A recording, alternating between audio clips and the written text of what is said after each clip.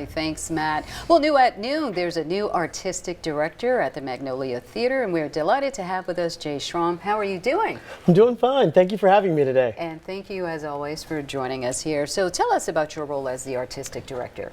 Yeah, so I've taken over as the artistic director over at the Magnolia Theater in Sinai. We're in the process of transitioning from doing movies to doing live theater. And we've just announced our 2025 season, and our first show is going to be The Lion, the Witch, and the Wardrobe, and that opens April 10th through the 13th. Now, when it comes to this production, we're showing some pictures that you shared with us. Tell us a little bit about it. Yeah, so this is a C.S. Lewis masterwork. It follows the 4 children, the Pevensie kids, as they enter into this magical world of Narnia.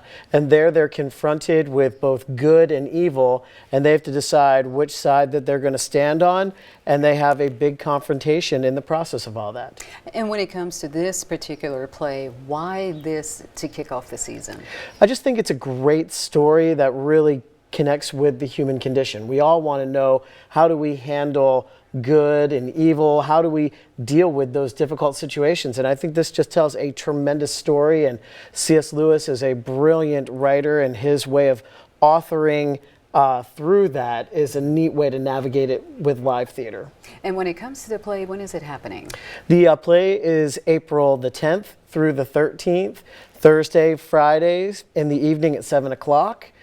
Saturday and Sunday we have a matinee at 2:30, and Saturday night we also have an evening performance at 7 o'clock. So moving from movies to live theater, how important is that, especially for the New Albany community? I think that's incredibly important.